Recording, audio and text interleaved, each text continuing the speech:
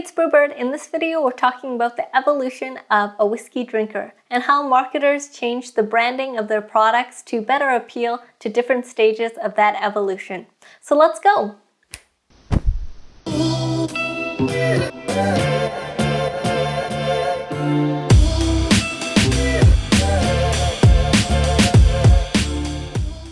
The target consumer for whiskey is usually a Caucasian male, so that's who we'll be focusing on here.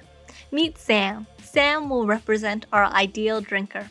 He's just turned 18, woo woo, which is the legal age for alcohol consumption in the United Kingdom. Like a good upstanding citizen, he's abstained from drinking alcohol up until this point.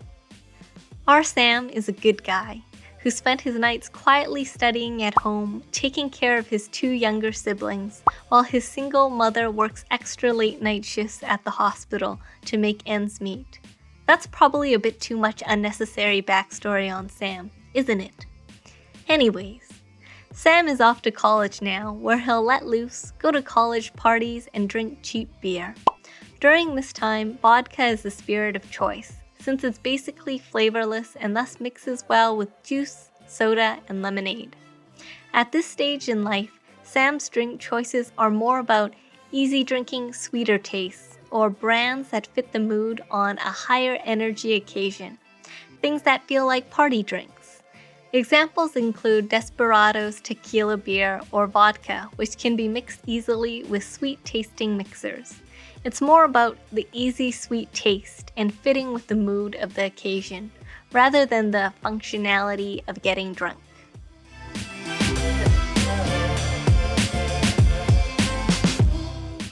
Sam is 22. He's graduating college now and entering the workforce.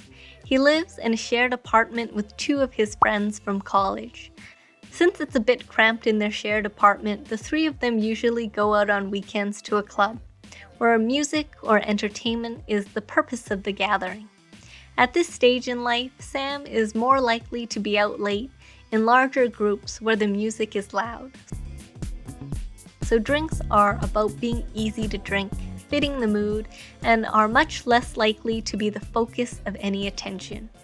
Sam still enjoys his WKD Blue and VK Blue, which are popular ready-to-drink beverages in the UK. But he's not a wild college student anymore, and so subconsciously, as Sam gets older, he'll want to move away from these sort of bright, neon-colored beverages that are packed with sugar and fruit flavors. It's from his early to late 20s that Sam will embark on his whiskey journey, and one of the whiskeys he'll start with is Brown-Forman's Jack Daniel's. This isn't surprising, since Jack Daniel's has positioned itself to have a cool, southern, all-American feel. The brand has a strong social media presence where they highlight the process behind making their Tennessee whiskey. This helps to draw in a more youthful crowd of drinkers, like Sam, who want to feel engaged with the brands they're drinking from. Jack Daniel's branded shirts, hats, and other merchandise are also popular with younger generations.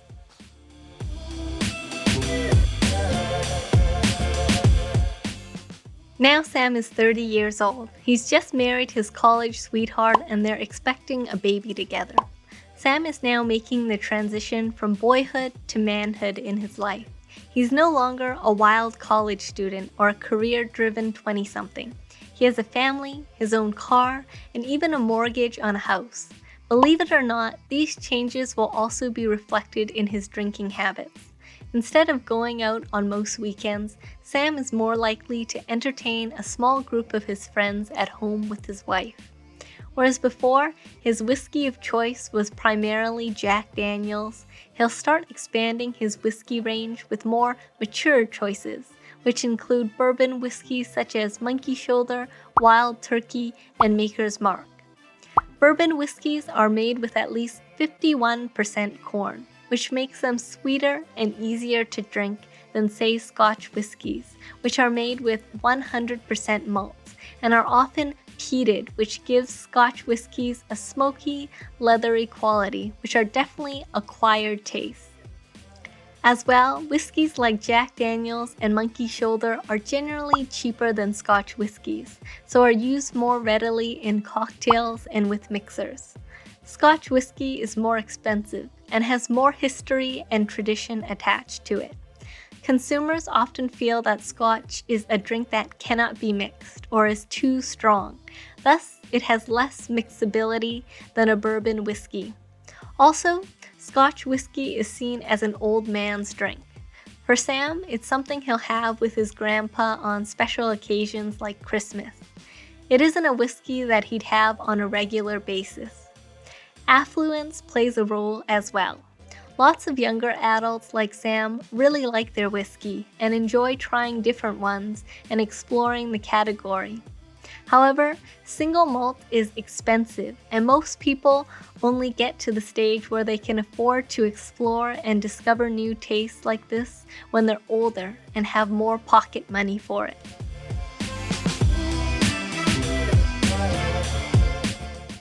Sam is 47 years old now and has a 16-year-old daughter.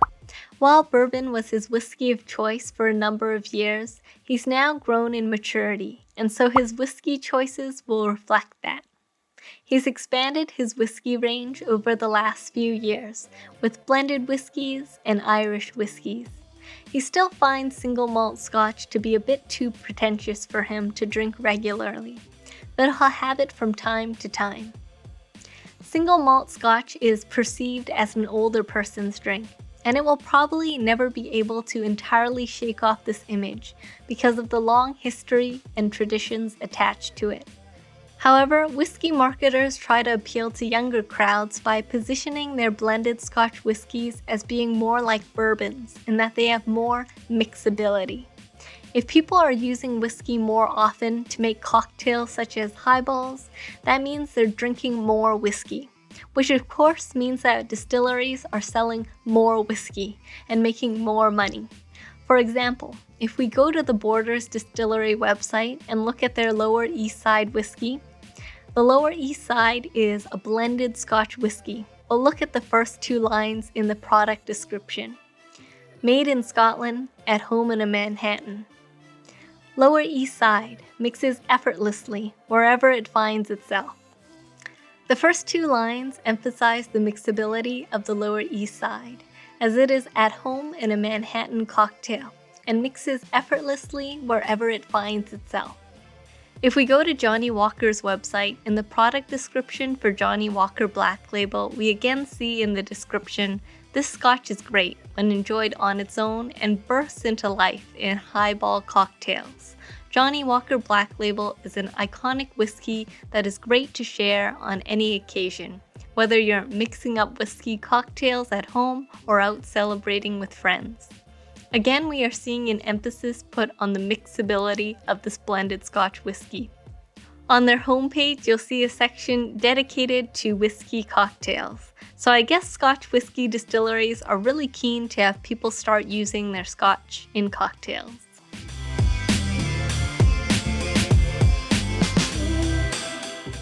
Sam is an old man now. He's retired and living in Florida with his wife.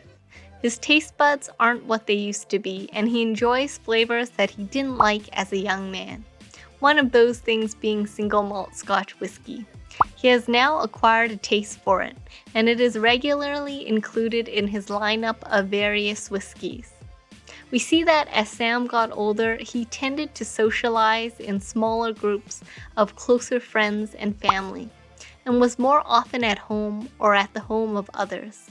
Additionally, food became more and more important as the event around which everyone gathered. This meant there was more opportunity for conversation. The flavor and experience of food and drinks become one of the key things people talk about. In that context, it's easy to see how smaller groups and more conversational occasions will naturally lead towards drinks which have a taste or a good story, or something worth talking about. And so whiskey, especially single malt whiskey, tends to be drunk by an older consumer. While whiskey, particularly single malt whiskey, has been traditionally viewed as a pretentious old person's drink, more and more we see young people drinking single malt whiskey. So the picture I painted here is by no means static or true for every person. More so than age, the type of socializing occasions each life stage tends to have is probably the key driver in their choice of drink. I'd like to thank Rod Gillies, the head of marketing at the Borders Distillery, whose knowledge and experience form the basis of this video. Please support the channel by giving this video a thumbs up and hit the subscribe button for more distilling and distillery videos. This is Brewbird, sending good vibes your way. I'll see you next time.